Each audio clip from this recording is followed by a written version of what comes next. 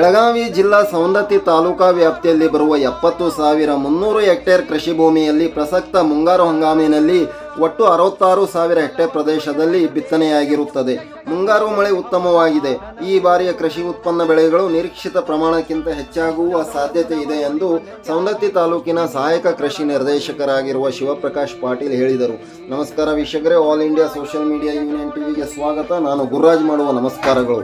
ಸವದತ್ತಿ ತಾಲೂಕಿನ ಕೃಷಿ ವ್ಯಾಪ್ತಿಯಲ್ಲಿ 4 ರೈತ ಸಂಪರ್ಕ ಕೇಂದ್ರಗಳಿರುತ್ತವೆ.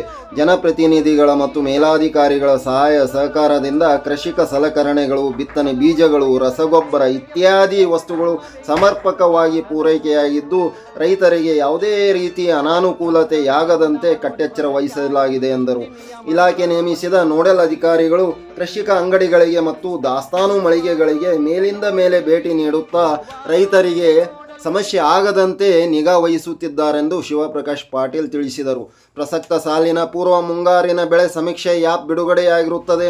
ರೈತ ಬಾಂಧವರು ತಪ್ಪದೇ ಬೆಳೆ ಸಮೀಕ್ಷೆ ಮಾಡಿಸಿಕೊಂಡು ಸರ್ಕಾರದ ಎಲ್ಲ ಯೋಜನೆಗಳ ಲಾಭ ಪಡೆದುಕೊಳ್ಳಬೇಕೆಂದು ಕೃಷಿಕರಲ್ಲಿ ಪಾಟೀಲ್ ವಿನಂತಿಸಿದರು. ನಾನು ಶಿವಪ್ರಕಾಶ್ ಪಾಟೀಲ್ ಅಂತ ಸಹಾಯಕ ಕೃಷಿ ನಿರ್ದೇಶಕರು ಸವದತ್ತಿ ಇಲ್ಲಿ ಕರ್ತವ್ಯ ನಿರ್ವಹಿಸ್ತಾ ಇದ್ದೀನಿ. ನಮ್ಮ ತಾಲೂಕಿನಲ್ಲಿ ಸುಮಾರು 70,300 ಹೆಕ್ಟೇರ್ಗಳಷ್ಟು ಬಿತ್ತನೆ ಪ್ರದೇಶವಿದ್ದು ಮುಂಗಾರಿಗೆ ಗುರಿಯನ್ನು ನಾವು ಹಾಕ್ಕೊಂಡಿದ್ದು ಸುಮಾರು 66,000 ಹೆಕ್ಟೇರ್ ಪ್ರದೇಶ ಈಗಾಗಲೇ ಬಿತ್ತನೆಯಾಗಿದ್ದು ಇನ್ನೂ ಕೂಡ ಗೋವಿನ ಜೋಳ ಆಗಿರ್ಬೋದು, ಆಮೇಲೆ ಸೂರ್ಯಕಾಂತಿ, ಕೆಲವೊಂದು ಸಿರಿಧಾನ್ಯಗಳು ಇನ್ನೂ ಕೂಡ ಬಿತ್ತನೆ ಹಂತದಲ್ಲಿರುತ್ತವೆ. ಈ ವರ್ಷ ನಮಗೆ ಸಮರ್ಪಕವಾಗಿ ಬಿತ್ತನೆ ಬೀಜದ ಪೂರೈಕೆಯಾಗಿದ್ದು ಗೊಬ್ಬರವೂ ಕೂಡ ಸಮರ್ಪಕವಾಗಿ ಮೇಲಾಧಿಕಾರಿಗಳ ಸಹಾಯದಿಂದ ಹಾಗೂ ಜನಪ್ರತಿನಿಧಿಗಳ ಸಹಾಯದಿಂದ ಈಗಾಗಲೇ ಉತ್ತಮ ರೀತಿಯಲ್ಲಿ ಪೂರೈಕೆಯಾಗಿದ್ದು ತಾಲೂಕಿನಲ್ಲಿ ಯಾವುದೇ ರೀತಿಯ ಬಿತ್ತನೆ ಬೀಜ ಆಗಿರ್ಬೋದು ಹಾಗೂ ಗೊಬ್ಬರದ ಯಾವುದೇ ರೀತಿಯಾದಂಥ ತೊಂದರೆ ಎಲ್ಲೂ ಕಂಡು ಬಂದಿಲ್ಲ. ಆ ಥರವಾಗಿ ನಮ್ಮ ಎಲ್ಲ ಅಧಿಕಾರಿಗಳು ಸಮರ್ಪಕವಾಗಿ ನಿರ್ವಹಣೆಯನ್ನು ಮಾಡ್ತಾ ಇದ್ದಾರೆ. ಅದರ ಜೊತೆಗೆ ನಮ್ಮ ತಾಲೂಕಿನಲ್ಲಿ 3, 4 ಅಥವಾ 4, 5 ಅಂಗಡಿಗಳಿಗೆ ಒಬ್ಬೊಬ್ಬ ನೋಡಲ್ ಅಧಿಕಾರಿಯನ್ನು ನೇಮಿಸಿದ್ದೇವೆ. ಅವರು ಹಂತವಾಗಿ ಎಲ್ಲ ಒಂದು ನೇಮಿಸಿರುವ ಅಂಗಡಿಗಳಿಗೆ ಭೇಟಿಯನ್ನು ಕೊಟ್ಟು ಅಲ್ಲಿ ಯಾವುದೇ ತೆರನಾದಂಥ ರೈತರಿಗೆ ತೊಂದರೆ ಆಗದಂತೆ ಅಂಗಡಿಯವರಿಗೂ ಕೂಡ ಸೂಚನೆಯನ್ನು ಕೊಟ್ಟು ನಾವು ಕೂಡ ಎಲ್ಲ ಅಧಿಕಾರಿಗಳು ಇನ್ಸ್ಪೆಕ್ಟರ್, ನಾವು ಫರ್ಟಿಲೈಸರ್, ಪೆಸ್ಟಿಸೈಡ್ ಹಾಗೂ ಸೀಡ್ ಇನ್ಸ್ಪೆಕ್ಟರ್ ಅಂತ ನಾವೇನು ಅಧಿಕಾರಿಗಳಿದ್ದೇವೆ, ನಾವು ಕೂಡ ಒಂದು ಮೇಲಿಂದ ಮೇಲೆ ಅಂಗಡಿಗಳಿಗೆ ಭೇಟಿ ಕೊಟ್ಟು ನಾವೊಂದು ಅವರಿಗೆ ಸೂಚನೆಯನ್ನು ನೀಡ್ತಾ ಇದ್ದೇವೆ. ಅದರಂತೆ ಇಲ್ಲಿವರೆಗೆ ಯಾವುದೇ ತೊಂದರೆ ಆಗಿರುವುದಿಲ್ಲ. ಆಮೇಲೆ ಮುಖ್ಯವಾಗಿ ನಮಗೆ ಈ ವರ್ಷ ಈ ಮುಂಗಾರು ಹಂಗಾಮಿನ ಪೂರ್ವ ಮುಂಗಾರು ಹಂಗಾಮಿನ ಬೆಳೆ ಸಮೀಕ್ಷೆ ಆ್ಯಪ್ ಈಗಾಗಲೇ ಬಿಡುಗಡೆಯಾಗಿರುತ್ತದೆ. ಆದ ಕಾರಣ ಎಲ್ಲ ರೈತ ಬಾಂಧವರು ದಯವಿಟ್ಟು ತಮ್ಮ ಜಮೀನಿನ ತಮ್ಮ ಸರ್ವೆ ನಂಬರ್ನ ಏನು ಬೆಳೆ ಸಮೀಕ್ಷೆ ಇರುತ್ತದೆ ತಾವೇ ನಿಂತು ಆ ಒಂದು PR ಖಾಸಗಿ ನಿವಾಸಿ ಅಂತ ಏನು ನೇಮಕ ಮಾಡಿರುತ್ತೇವೆ ಅವರ ಜೊತೆ ಸಂಪರ್ಕ ಮಾಡಿ ನಿಮ್ಮ ಜಮೀನಿನ ಬೆಳೆ ಸಮೀಕ್ಷೆಯನ್ನು ತಪ್ಪದೇ ಮಾಡಿಕೊಳ್ಳಬೇಕು. ಯಾಕಂದರೆ ಬೆಳೆ ಸಮೀಕ್ಷೆ ಈ ಒಂದು ಎಲ್ಲ ಸರ್ಕಾರದ ಎಲ್ಲ DBT ನೇರ ನಗದು ವರ್ಗಾವಣೆಗೆ ಸಂಬಂಧಿಸಿದಂತೆ ರೈತರಿಗೆ ಎಲ್ಲ ಯೋಜನೆಗಳಿಗೆ ಇದು ಅತಿ ಮುಖ್ಯವಾದದ್ದು.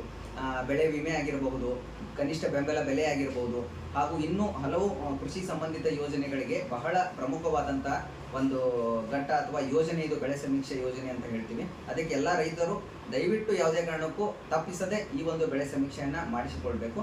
ಹಾಗೂ ಬೆಳೆ ವಿಮೆ, ಸರ್ಕಾರ ಈ ಒಂದು ಏನು ಬೆಳೆ ವಿಮೆಯನ್ನು ಘೋಷಣೆ ಮಾಡಿರುತ್ತದೆ, ಬೆಳೆ ವಿಮೆನೂ ಕೂಡ ರೈತರು ಕಟ್ಟಿ ಕೆಲವೊಂದು ರಿಸ್ಕ್ ಏನಪ್ಪ ಅಂದರೆ ಅಂಥ ಸಮಯದಲ್ಲಿ ಇದು ನಮಗೆ ಬಹಳ ಮುಖ್ಯವಾಗಿರುತ್ತದೆ. ರೈತರು ಬೆಳೆ ವಿಮೆಯನ್ನು ಕೂಡ ಕಟ್ಟಿಕೊಂಡು ನಮ್ಮ ಮುಂದಿನ ಹಂತದಲ್ಲಿ ಇಳುವರಿ ಕಡಿಮೆ ಬಂದು ಅಥವಾ ನೈಸರ್ಗಿಕ ವಿಕೋಪಗಳಾದಲ್ಲಿ ಅವರಿಗೆ ಒಂದು ಅಮೌಂಟ್ ಬರುವಂತಹ ಒಂದು ಸರ್ಕಾರದ ಯೋಜನೆ ಆಗಿರುತ್ತದೆ. ರೈತರು ದಯವಿಟ್ಟು ಇದನ್ನು ಕೂಡ ಕಟ್ಟಿ ತಮ್ಮ ಬೆಳೆಗೆ ಒಂದು ಇನ್ಶೂರೆನ್ಸ್ ವಿಮೆಯನ್ನು ಕೊಡಿಸ್ಕೋಬೇಕು ಹಾಗೂ ತಾವು ಕೂಡ ಈ ಒಂದು ಪ್ರಯೋಜನವನ್ನು ಪಡ್ಕೋಬೇಕು. ಇನ್ನೂ ಹಲವಾರು ಯೋಜನೆಗಳಿರುತ್ತವೆ. ನೀವು ಸಮೀಪದ ರೈತ ಸಂಪರ್ಕ ಕೇಂದ್ರ ಹಾಗೂ ಸಹಾಯಕ ಕೃಷಿ ನಿರ್ದೇಶಕರ ಕಚೇರಿಯನ್ನು ಸಂಪರ್ಕಿಸಿದರೆ ಕೃಷಿ ಇಲಾಖೆಯಿಂದ ದೊರೆತಕ್ಕಂಥ ಹಲವಾರು ಸೌಲಭ್ಯಗಳ ಬಗ್ಗೆ ಮಾಹಿತಿಯನ್ನು ಪಡೆದುಕೊಂಡು ಹಾಗೂ ಅದರ ಫಲಾನುಭವಿಗಳಾಗಬೇಕೆಂದು ತಮ್ಮಲ್ಲಿ ನಾನು ರೈತ ಬಾಂಧವರಲ್ಲಿ ವಿನಂತಿಯನ್ನು ಮಾಡ್ಕೊಳ್ತಾ ಇದ್ದೀನಿ. ಸರ್, ಈ ಬಾರಿ ಕೃಷಿ ಅಂದರೆ 23ರಲ್ಲಿ ಕೃಷಿ ಸಾಧನೆ ಮಾಡಿದಂಥ ಮಹಿಳೆ ಆಗಲಿ ಅಥವಾ ರೈತ ಪುರುಷರಾಗಲಿ ಅವ್ರೇನಾದರೂ ನಿಮ್ಗೆ ಅರ್ಜಿಗಳನ್ನು ಹಾಕಬೇಕಾ ಅಥವಾ ಧಾರವಾಡ ಕೃಷಿ ವಿಶ್ವವಿದ್ಯಾಲಯನ ಸಂಪರ್ಕಿಸಬಹುದು? ಇದು ಹಲವಾರು ಯೋಜನೆಗಳಿರ್ತವೆ. ಕೃಷಿ ಪಂಡಿತ ಪ್ರಶಸ್ತಿ ಅಂತ ಕೆಲವೊಂದು ಯೋಜನೆಗಳು, ಅವು ಯೂನಿವರ್ಸಿಟಿ ಮುಖಾಂತರ ಸೈಂಟಿಸ್ಟ್ ಟೀಮ್ಗಳು ಇರ್ತವೆ.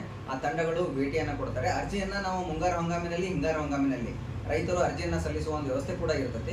ಅವರು ನಮಗೆ ಅರ್ಜಿಯನ್ನು ಸಲ್ಲಿಸಿದರೆ ಅದನ್ನು ನಾವು ಜಂಟಿ ಕೃಷಿ ನಿರ್ದೇಶಕರ ಮುಖಾಂತರ ಅದು ಮುಂದಿನ ಅಧಿಕಾರಿಗಳಿಗೆ ತಲುಪಿ ಅವರು ಒಂದು ವಿಜ್ಞಾನಿಗಳ ತಂಡವನ್ನು ನೇಮಿಸ್ತಾರೋ ಅಲ್ಲಿ ಅವರು ಬಂದು ಎಲ್ಲ ವೀಕ್ಷಣೆಯನ್ನು ಮಾಡಿ ಆಮೇಲೆ ಅವರು ಅವರ ಹಂತದಲ್ಲಿ ಅದನ್ನು ಘೋಷಣೆಯನ್ನು ಮಾಡ್ತಾರೆ. ಅಂತ ರೈತ ಬಾಂಧವರಿಗೆ ನಾವು ವಿತರಣೆಯನ್ನು ಮಾಡ್ತೀವಿ.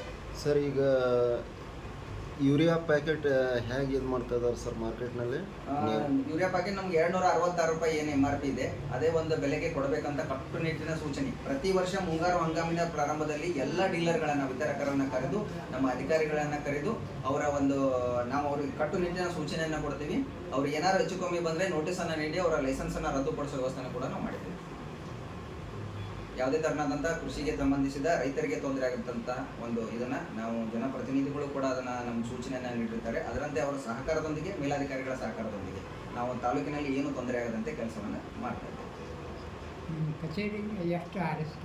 ನಮ್ಮ ಸವದತ್ತಿ ತಾಲೂಕಿನಲ್ಲಿ 4 ರೈತ ಸಂಪರ್ಕ ಕೇಂದ್ರಗಳು, ಒಂದು ಸವದತ್ತಿ ಕಸ್ಬಾ, ಮುನವಳ್ಳಿ ಹಾಗೂ ಯರಗಟ್ಟಿ ಹೊಸದಾಗಿ ತಾಲೂಕಾಗಿರುತ್ತದೆ. ಆದರೂ ಕೂಡ ಸಹಾಯಕ ಕೃಷಿ ನಿರ್ದೇಶಕರ ಕಚೇರಿ ಇರುವುದಿಲ್ಲ. ಇನ್ನೂ ಕೂಡ ಅದು ರೈತ ಸಂಪರ್ಕ ಕೇಂದ್ರ ಇರುತ್ತದೆ, ಹಾಗೂ ಮುರುಗೋಡು 4 ರೈತ ಸಂಪರ್ಕ ಕೇಂದ್ರ.